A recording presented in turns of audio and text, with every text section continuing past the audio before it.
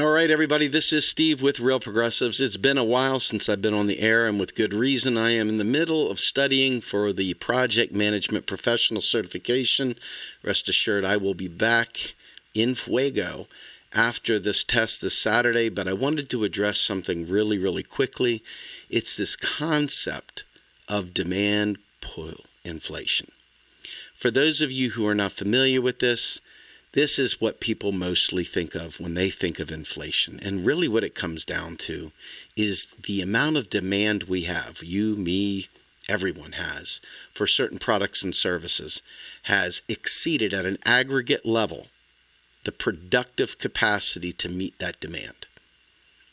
Now, inflation, before we go any further, is not the rise in cotton. It's not the rise in price in cigarettes. It's not the rise in price of gasoline, although gasoline touches a lot of different things and could create inflation based on the fact that it in and of itself touches so many products and services. But what we're talking about here is a totally different concept. We're talking about the ability for production to meet demand. We're not talking about the amount of money in circulation. This is a very frequent misnomer that most people make. What we're talking about here is the relative buying power of massive amounts of people and the ability of production to meet that demand. So if you've got a shortage in a given area, and all of a sudden there's not enough Xboxes, but everybody wants Xboxes, that is not inflation. However, in the microeconomy, that particular product or service, they haven't made enough of them to meet the demand that is out there. How many people do you know consider that to be inflation? That's not inflation. That is a simple supply and demand issue. There's not enough supply to meet demand. So, because there's only a small amount of them, perhaps there's a black market that's created for Xboxes. Or perhaps the price of Xboxes is gouged because they purposely withheld the production of it to inflate the price. Whatever it is, that's not inflation. Inflation is the persistent rise of all prices, the entire price level, not just a single commodity or a single product or service. Most people butcher that, and I can't figure out why, but they do. And the next big butchery that they do is they assume that inflation is too many dollars chasing too few goods. Well, let's dispel that myth altogether as well. What happens if we have $1 trillion in the economy? And of that $1 trillion, 900 billion goes to one person. And the rest of the people have 1 billion or 100 billion left over to spread amongst everyone. Now, hypothetically, we have however much I just said. Let's say we increase that number to $100 trillion in the economy. And 900 trillion of it goes to 10 people.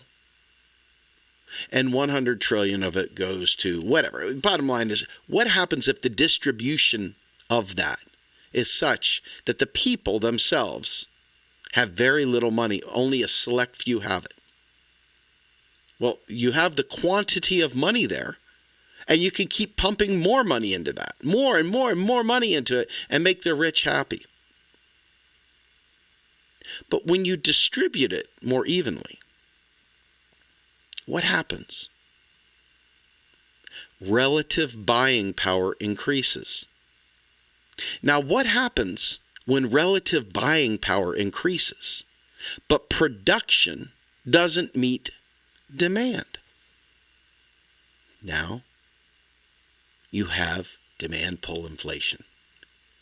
Demand pull inflation is in aggregate. The price is rising because demand is exceeding supply of all goods. It is not just one good. You understand, inflation is not just one product that rises in price, whether it be houses, whether it be cars, whether it be college. That's not inflation. Inflation is the rise in all prices. So when we talk about distribution models, Alan Greenspan and Paul Ryan got into a fight. Not a fight, but whatever they call these things when they're doing their theatrics on television. And Paul Ryan leaned forward and said, "Wouldn't it make Social Security more solvent if we privatized it?" And Alan Greenspan looked at him and was like, "Social Security is not insolvent. We can pay anything we want. The question is, can we create an economy where the real resources are there to buy for the demand that that additional money in so many hands would create?" Now, in the rich people scenario, rich people can only buy so many yachts. They can only buy so many loaves of bread. And they can only buy so much electricity. Now, mind you, they may buy a lot of it, but it's nowhere near enough to cause, inflation. It's when the people themselves, massive amount of people, everyone has the buying power and the desire and the pent-up demand for certain things, and production doesn't meet it. In more scary terms, you look at places like Zimbabwe and Weimar, where their production didn't meet demand. Their productive capacity had been destroyed. There you have a situation where demand pull inflation became hyperinflation. They had no ability to meet demand. None. Well, in our case, we hear all these people talking about automation. But guess what? We still have weeds in the grass. We still have paint peeling from schools. We still have tiles that are old lead-based tiles in these old school and government buildings. We still have very inefficient everything. We've got more work that's not deemed profitable that we don't have budget for than you'll ever imagine. So we're not looking at automation actually doing anything substantive here. Automation may do some jobs that we don't really want to do. But automation isn't actually impacting us the way that it has largely been lied about. You'll have to show me the proof, and telling me that you're not going to have tellers sitting there doing freaking Big Macs and upsize. Will you take a supersize fry with that? And having that being automated, that's not inflation. That's not doing away with anything. We're going to find different work.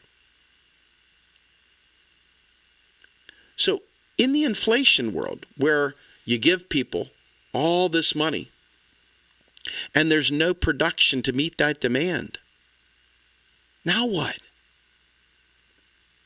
You've got real inflation coming. That will produce inflationary scenarios. Period.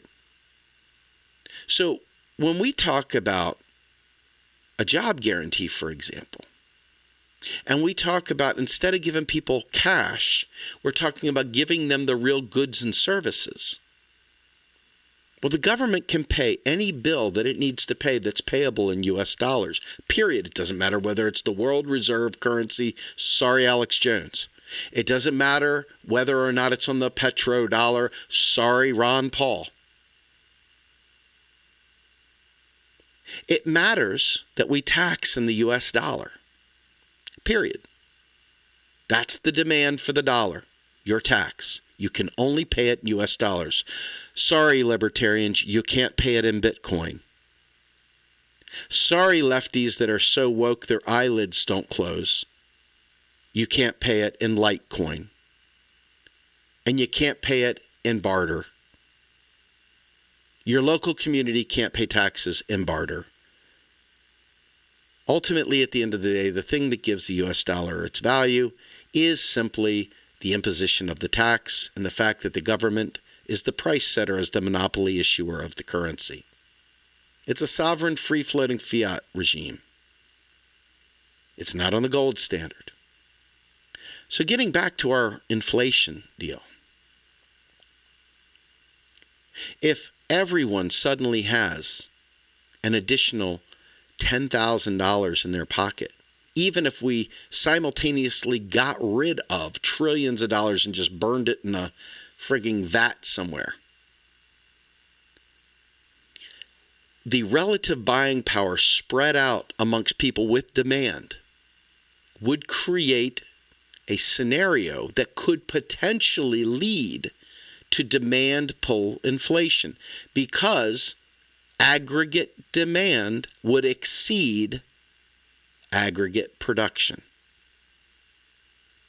Again, inflation is not the rise in price of your cigarettes. Inflation is not the rise in price of gasoline. Although gasoline certainly impacts an awful lot of things. Now, what you're dealing with here is a situation where you need to understand what inflation is, what it is not, and how to know the difference. The job guarantee is production-based. The New Deal is services-based. A UBI is cash-based. And guess what? I just proved in spades that the cash isn't the answer.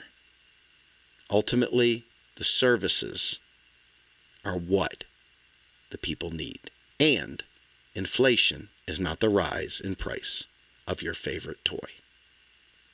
I'm Steve Grumbine with Real Progressives. Have a great day, everybody. I'm out.